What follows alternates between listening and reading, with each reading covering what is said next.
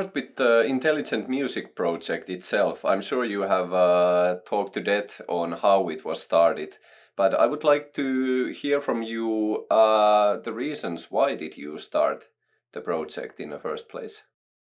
Because I had a sort of an avalanche of music ideas that I needed to realize somehow. I used to play the guitar and the piano when I was a schoolboy with a friend of mine.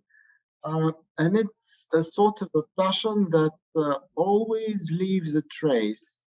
So, although there was a great hiatus, uh, a period of time throughout which I never even tried a music instrument, it appeared that it was high time to do something meaningful in this field, provided that I would like my kids to grow up with certain messages, and I don't find them in the contemporary music they are surrounded with. So my decision was precisely in this direction, to immediately start materializing all those ideas that I had in my head. And provided I've got something to share, and if you consider my career a successful one, to share the psychology of the success with you and the rest of the audience, and to do it with the attempt to make the message convincing and audible, which means to add top stars in the whole project.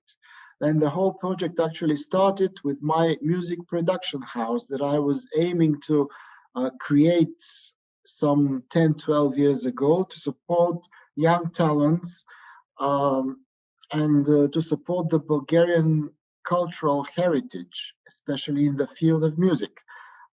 It was a part of my foundation that is called Bulgarian Memory Foundation that I became a laureate of the highest prize of the European Parliament for, because of its activities in some national priorities, national and European, as it appeared to be later on.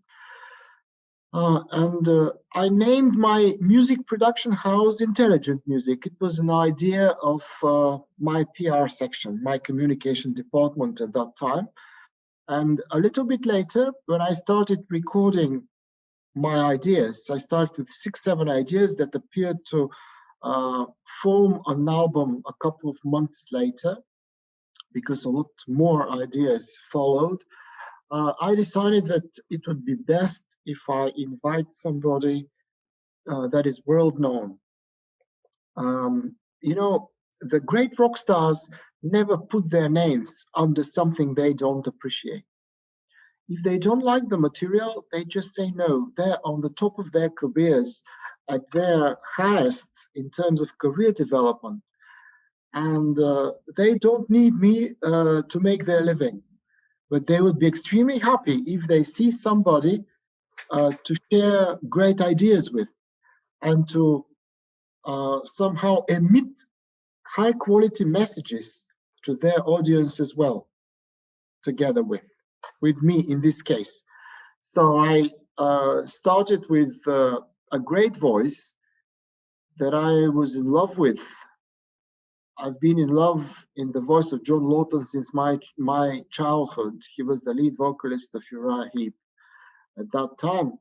But still, what we had together starting in 2011 was the onset of a great project that he was the frontman of in the beginning. But later on, I started to add more and more stars. For example, for the second project, together with John Lawton, I invited 2 guys from Toto, the great Simon Phillips, the drummer, and the immaculate Joseph Williams, to be the second vocalist. But it appeared that my style was developing in this direction, so John Lawton wouldn't be sufficient, and I already needed a more serious team to help me send my messages more successfully, both music and verbal messages. And with this great trio, in 2014, we formed the onset of an all-star band that I began working with ever since. Starting with Simon Phillips as the column of the whole project. He knew a lot of people, and a lot of people, knowing he's in, got immediately in as well. So in my third album, I already contacted, with his help, other favorite musicians of mine, like John Payne at first place, Tim Pierce, Nathan East. And later on, I got acquainted with the now leading vocalist of Nazareth, Carl Sentence. So this was the all-star band in my third project. And since then, I had the pleasure to very easily form super bands for a project that was proven, they had the proven track record of being something serious and having the good intentions to make the audience think from one side, because they would love to hear what the stars approved and why they decided to join our band, and on the other hand, to see what a doctor would offer to the music audience, because actually I'm not a musician, I'm a doctor in medicine. So both the curiosity and the all-star band concept of mine proved to be very efficient. And sorry for the long preamble, but I just needed to open this gate for you to understand that everything is possible if you strictly follow your dreams with this, with those good intentions of a person who had decided to live with a mission. And the mission in mind is the same for everybody in the world: to learn to live for the others, for your fellows, no matter how. If you somehow erase the fear from your mind, you diminish the limitations of your talent to serve to the society, to your fellows, to all those you live with and grow up with. And that was the main purpose, that we add value to the societal growth with our music. Okay, you listed a bunch of collaborators that you have been working with, and as you said, you are a bit of an outsider, or you came as an outsider to the music industry. So how has it been connecting and networking with the people in music industry? They are very, I would say, intelligent people that appreciate the good ideas and are able to add value to the synergy of a band to make the messages more convincing. They are very easy to communicate with, especially when they see that you are very serious in terms of not trying to reach to some commercial values or commercial success in your project, but to be able to really provide a niche for something that is missing in the local market, something that is a compensation or an alternative of the banal styles in music that dominate on the now existing market. And they were extremely happy to see that my values and theirs coincide. So the synergy was very easy to achieve because of that. I was extremely happy myself because they liked the music, otherwise they wouldn't be a part of it. And then they decided just to give their best in order to make things happen. So they did.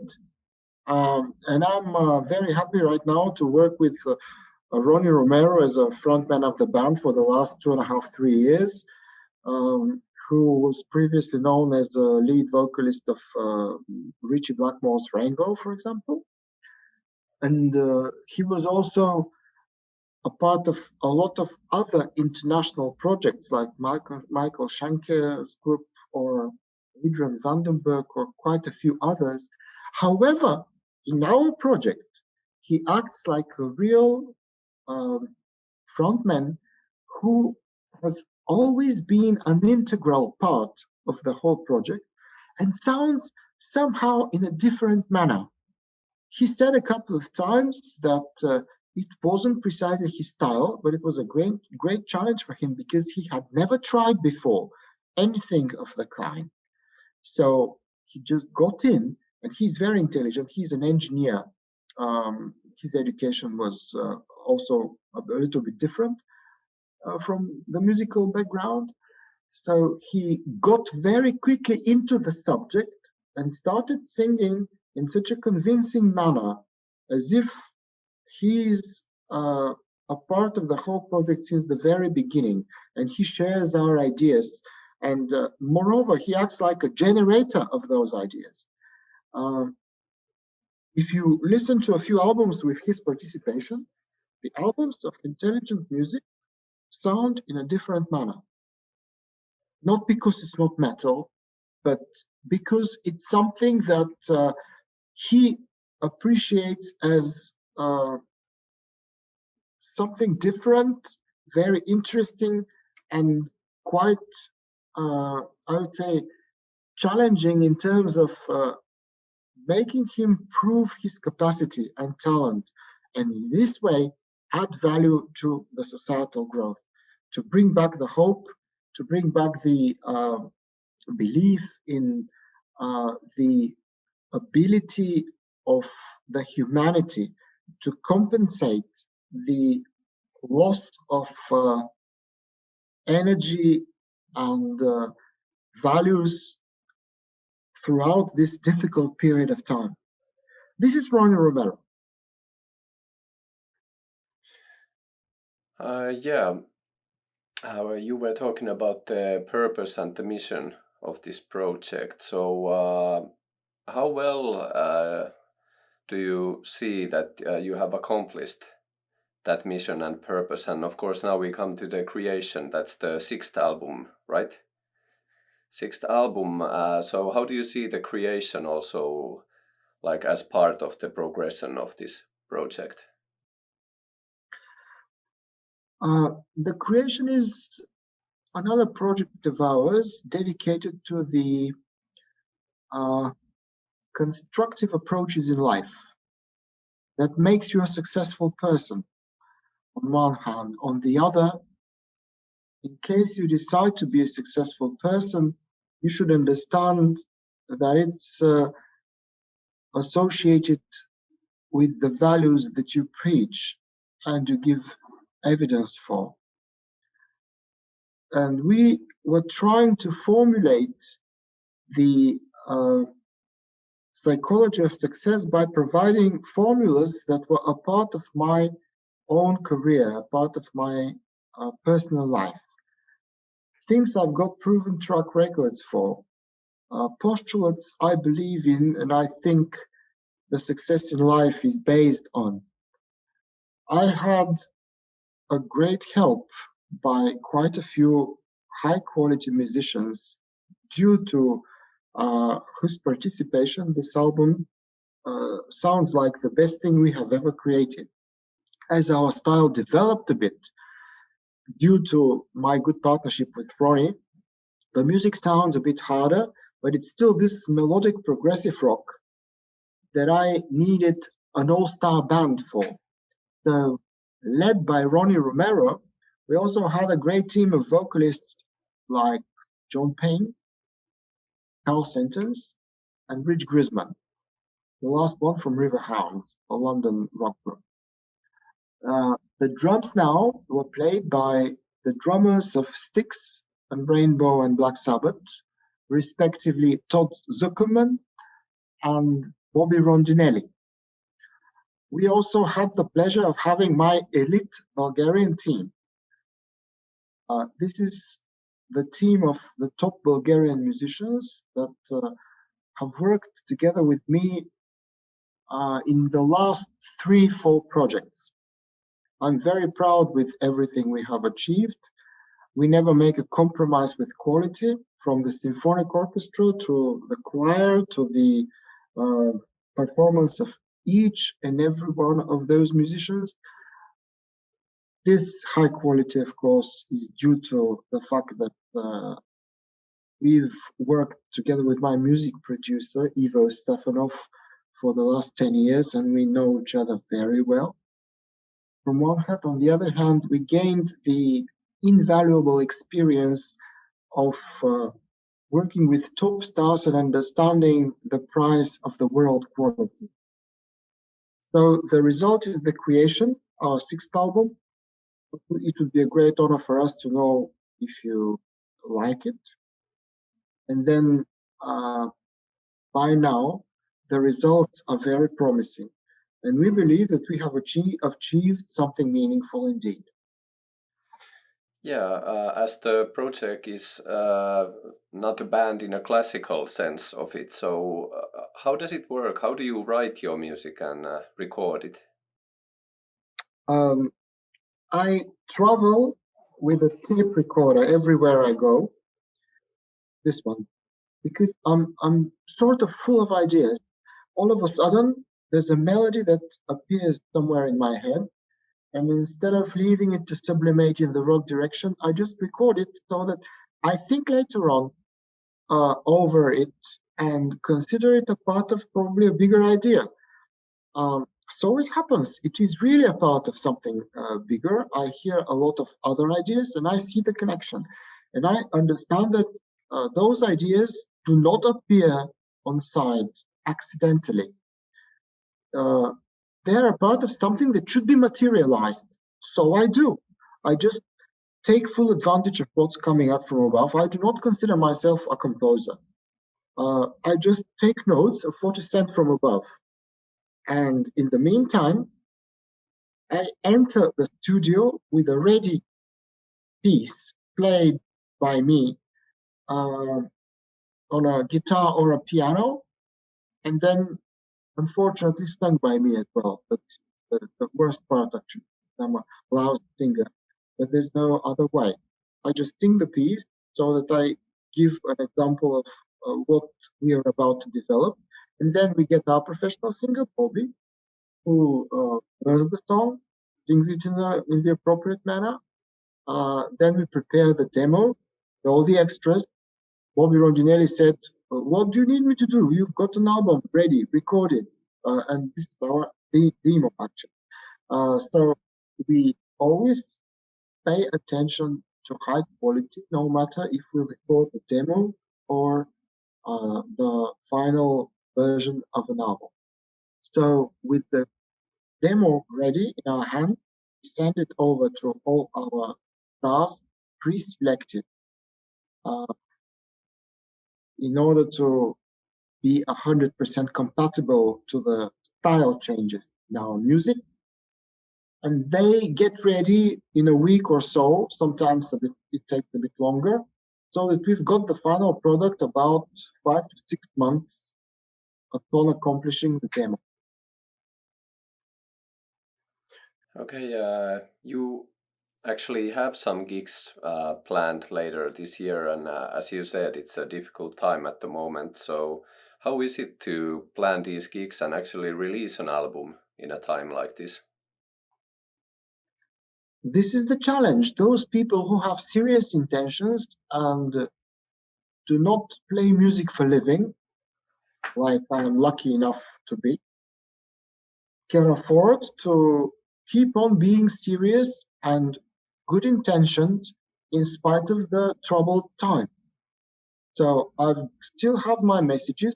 Maybe quite a few people need those messages, the information that I have prepared for them in this universal language of music that is understandable for everyone. Believe it or not, I have witnessed quite a few people having no idea about the English language, getting the right messages just from listening to the album. This comes from the sincerity of the ideas and their realization. This also comes from the fact that a lot of great names are involved. People love to follow their icons, their great stars. And this helps a lot if you're sincere in your good intention. You just have the rocket carriers of your final product. It is spread out because of that. You are sincere with your audience and you have the right stars to form your all-star band. Okay, I have asked this from a lot of different artists, and I would love to get your opinion too. How do you think this time will change music industry? That's a good question. Keep up the good work, I would say, to everybody who's playing good music. Do not forget that the music is not just a synthesis of immunoglobulins or dopamine or other hormones of happiness. Music is a spiritual perfection, or at least the road to the spiritual perfection. I would say the music is a kind of a realization of the divine part within us. We just give it away to be spread out around and amongst our fellows in order to take direct advantage from it. The music makes us richer, healthier, and I would say useful. People understand that they were not born accidentally. They need to live a meaningful life and be the personal example of an environment they do not appreciate 100%, because they might be the carrier of changes. In order to make this happen or to stimulate this kind of thinking, you need the music, especially the one with the right message.